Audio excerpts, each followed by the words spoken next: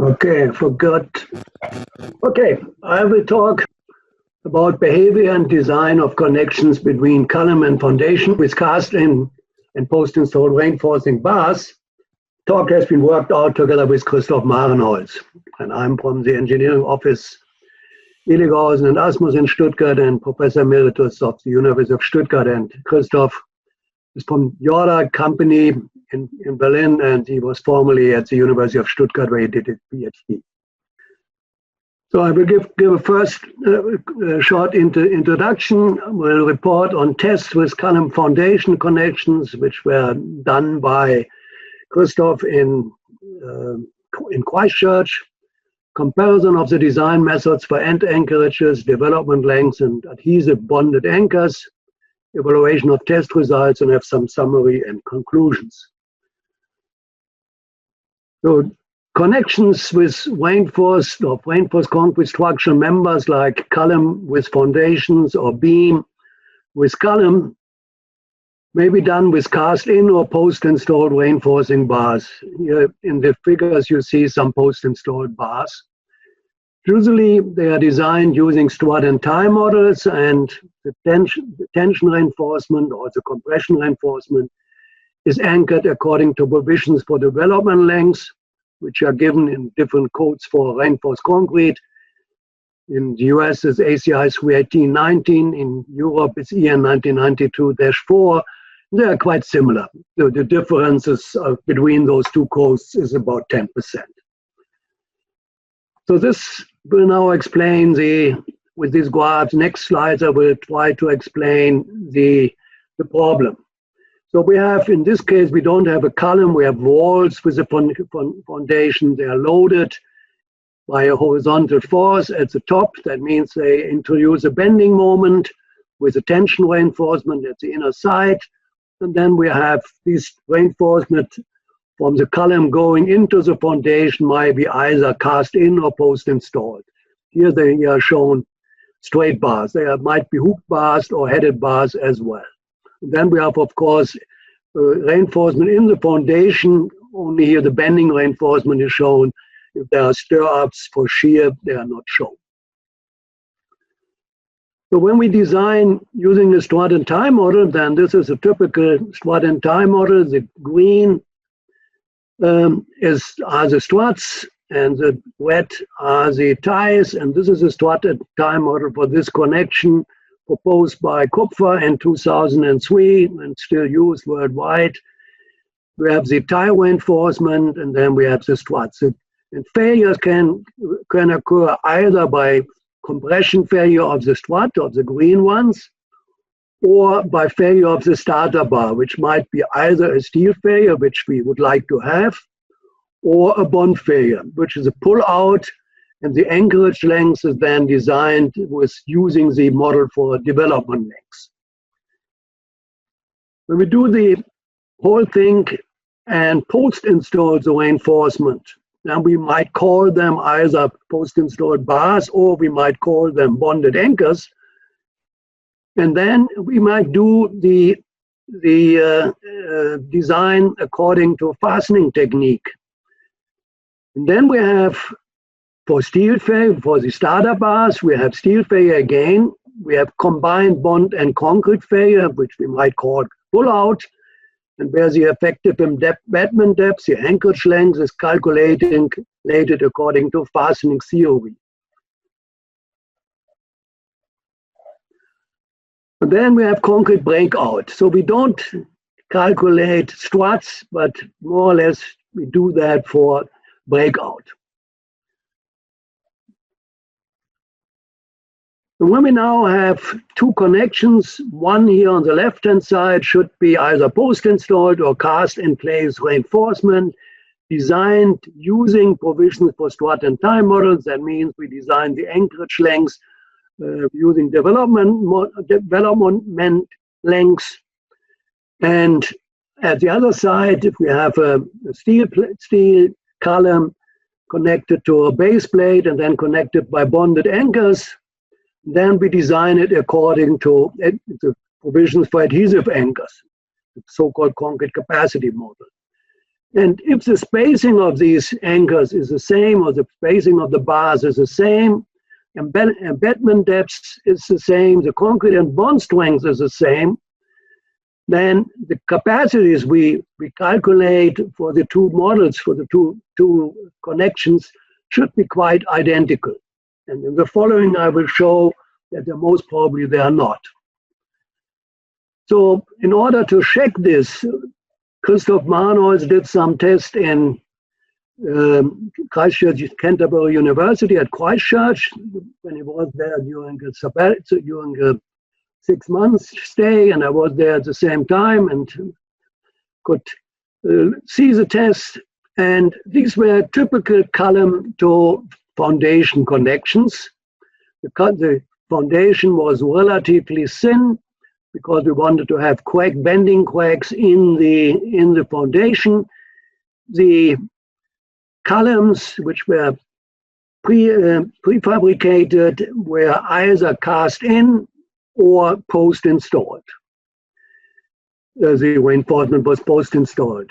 And we had always 3 sets of tests. In the first 3 tests, we had 16 millimeter bars, number 5 bars, with an embedment depth of 15 bar diameters, which is relatively short.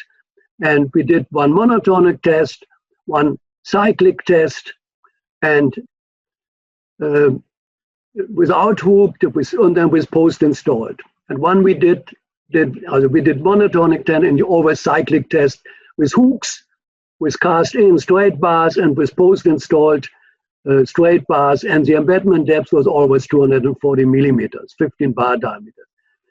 Then we had 32 millimeters millimeter bars, that is number 10 bars, with the embedment depth 13 bar diameters, and again 420 millimeters, again cast in with hooks, cast in without hooks, and post installed. And then we had 20 millimeter, 5 millimeters bars, number 8s, with an embedment depth of roughly 10 bar diameters and 17 bar diameters. So this was the test setup. The column was fixed to the floor at the end, so that the bending moment could develop there. And then with the jacks here at the top, we apply plus and minus forces here in this here. And with that, we had negative and positive moments. And this was a typical loading protocol taken from ACI 374.1. And we got different failure modes. This was the failure modes for post-installed reinforcing bars. If we had very short embedment depths, 10 bar diameters, we got a pull out with relatively little spalling of the concrete, with a little bit larger embedment depths. We got combined concrete and cone failure, concrete and bond failure. And for even larger embedment depths, we got a plastic hinge in the column, and the anchorage did not fail. When we had cast-in bars, we had in straight bars, we had the same failure modes. When we had hook bars, we only had concrete breakout or a plastic hinge. This shows the response, the cycling response, always the envelope, which is shown here. This is the gray line, which is here there as well. Left is always cast in place with hooks, cast in place straight. The next one is cast in place post-installed. The mortar we use had a high bond strength, was about 30 Newton per square millimeter. The bond strength tested under the same condition for the straight bars, for the cast-in bars, was about 15 to 16 Newton per square millimeter.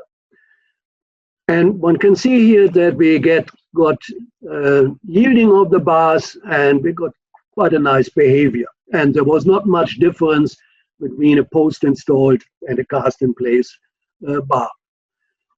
When we had relatively small embedment depths and 16 millimeter bars, then we got really degradation. We hardly reached yield and we got degradation, significant. And again, the difference between cast in place and cast in place straight bars and post installed bars was not that big. And this shows the influence of the embedment depths for number 8 bars. If we had about 10 bar diameters, we got these pull-out failure or combined concrete and bond failure. We had 420 millimeters, so that's about 17 bar diameters, and we got a nice yielding and a very nice behavior. So the next I will want to compare the different design methods we will have. For both design methods, whether we use development lengths or we use design as adhesive anchors, we assume a constant bond stress along the lengths. So that's a uniform bond model. And the development length, which is given in the codes, that's in ASIC-I, the basic development length, that allows us to develop the yield force of the bar. And if we make it shorter, then we get pull-out. That's the same for cast in or for post-installed or for development lengths and for adhesive anchors. It's the same approach.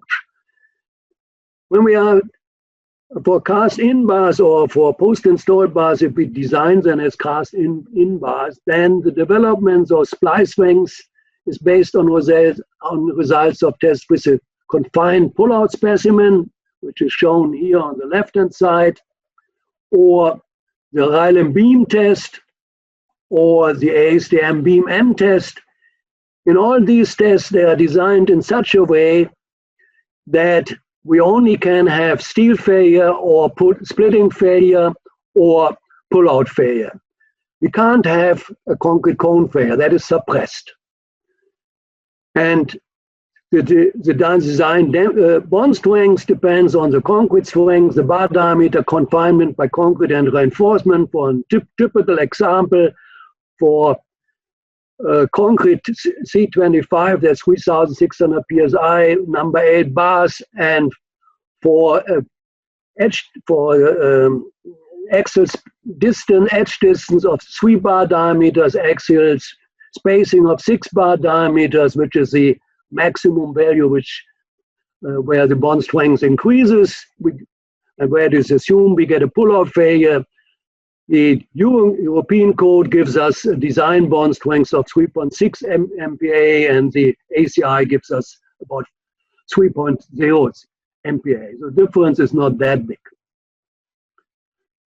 So when we design for using the fastening technique method, then we design for different failure modes. We design for steel failure, which of course we do for development lengths as well, but we consider concrete breakout and we consider pull-out, and the pull-out is a little bit more complicated because it is more influenced by neighboring anchors, which we can see here in the next slide, where we see some failure modes of groups with 4 anchors. If we have a small embedment depth, then we get concrete cone failure, and the critical spacing is 3 times the effective embedment depth.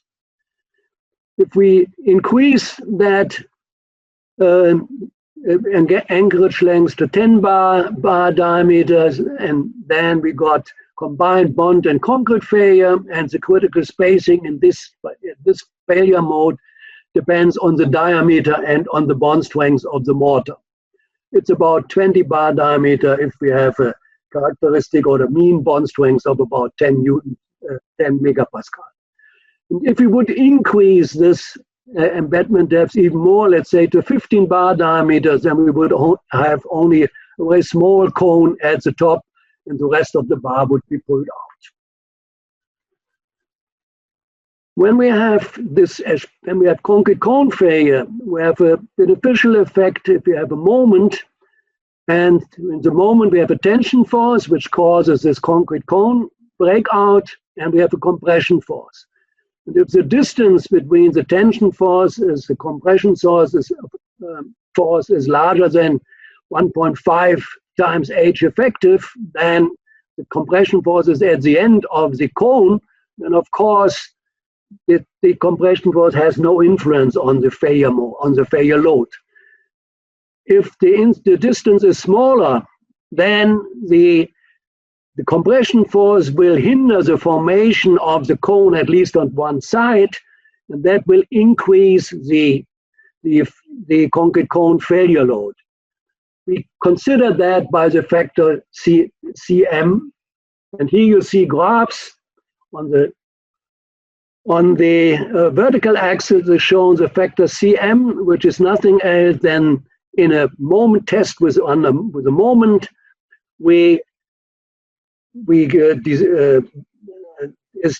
Cm is the tested tension force in the bar divided by the calculated tension force, the concrete cone failure load, without taking into account the Cm factor.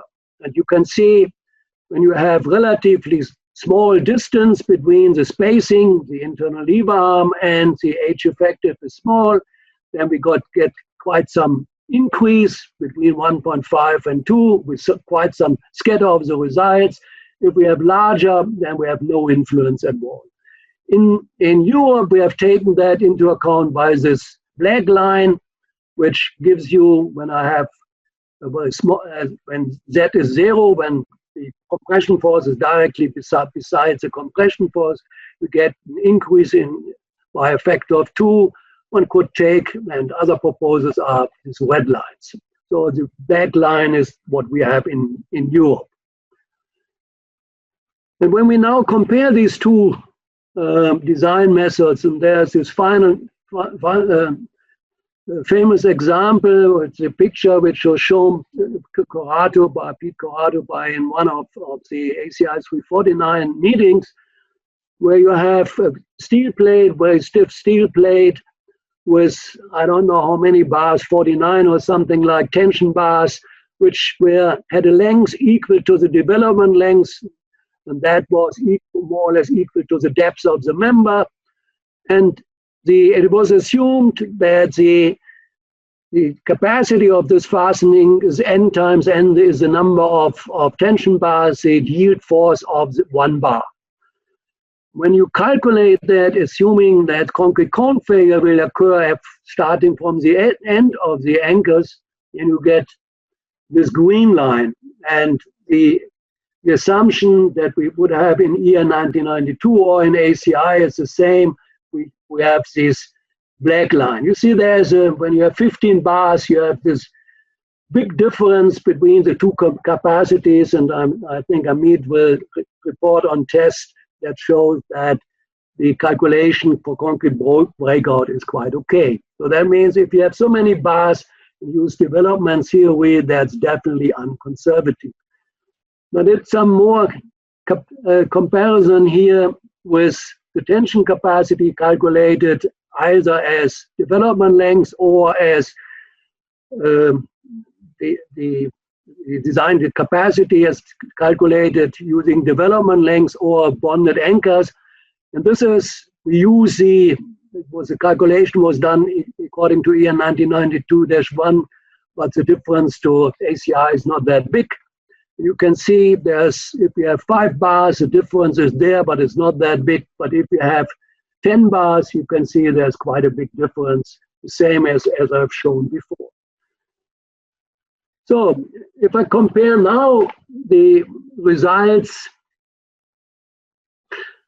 in the test with the column foundations, and we're using the Eurocode 2, the development length giving there, because we had only 2 bars in tension or maximum 4 bars in tension, you can see that we are relatively conservative. So for these small number of bars, this development length approach is, at least for these tests, is conservative. If we compare these measured failure loads with the values calculating according to ACI 318, CR319, assuming this is a bonded anchor with the bond strength of the given for the post-installed bars given in the ETA, with the bond strength for cast-in bars for cracked concrete. Without using this factor CM, then one can see one again is relatively conservative. The mean is 1.9, COV is 19%. It's not a very good prediction. However, if we now take into account the factor CM, then we see we are much closer with test to prediction. Now we have the mean is 1.2, COV is only 13.5%. And for hook bars, of course, we always assume that only concrete cone failure or yielding of the bars can occur. So with that, I would like to summarize my results. So we can design reinforcing bar anchorages using the anchorage or development lengths, or strut-and-tie models, or adhesive anchor COV. So that means fastening technique. Both design methods have in common the uniform bond model. However, the overall concepts of these two design methods are very different. The bond strength used in development approach is based on results of confined test and covers splitting and pull-out failure. And the design of bonded anchors is based on results of tests with unconfined support. It covers not only splitting and pull-out, it covers also concrete breakout on combined bond and concrete failure. And the design strengths calculated with these two methods may be very different, depends on the application. But in any case, when you have two methods which you could apply and they give very results which do not agree very well, then it is relatively hard to understand for the design engineer, because then he has to decide which of these two methods is correct and which one might be not correct. And I think we have to consider that in general, with structural connections between reinforced concrete members, column foundation, or beam column, the conditions of an unconfined support apply.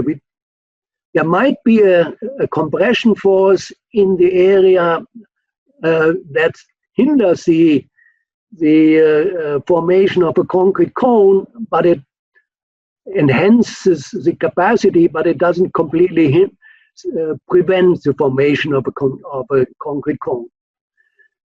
And the test, not only the test I've shown here, but other tests, the test with wall to foundation connections, which were done by several people, they show as well that these connections should be designed according to the design provisions for bonded anchors or hook bars. And the design resistance of connection with a large number of reinforcing bars, I would say between 3 and 5, depending on edge distance and spacing. In our case, which I showed you, was about 4. The critical number, when you had a smaller number, the development length was conservative. Larger number, it became unconservative. If you have smaller edge distances, then it becomes close to smaller numbers. But in any case, if you have a large number of bars, you design these connections with using development lengths, then you may overestimate the capacities. And I'm pretty sure we need harmonization of the design methods for connections.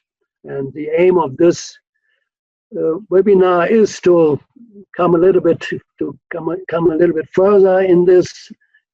And then we should modify ACI 319 when we want to use fastening technique to design these connections. We have to include the factor CM, which is a little bit hard to read, but we should include the factor CM. We should improve the model for anchorage reinforcement, and we should enlarge the field of application for bonded anchors, which is currently limited to 20 bar diameters, to much larger values. All of that is possible. I think we have done the research for that, and we only have to include it in codes.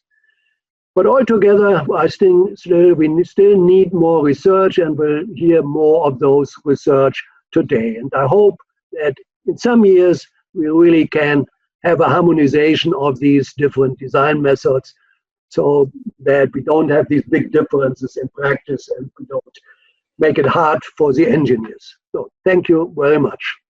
Thanks, Rolf. Appreciate it. We have one question that came in through the chat. Yeah. Based on the results of your tests, where do you recommend to determine the available development length when using the strut-and-tie model of the column footing connections? At the column footing interface or at the bottom node of the tie inside the footing? Thanks. When I calculated that, I used the interface between the column and the foundations. I know that doesn't agree with the strut-and-tie model, but that is usually done, at least here in Germany, in this way. If you would do it with the interface with a node, and of course depends which angle you assume there, then the capacities for development would be smaller, and for the test, the ratio between test and calculated capacity would be even higher. So then I like strut-and-tie models, except when they don't work. So yeah. Okay, very good. Thank you, Rolf.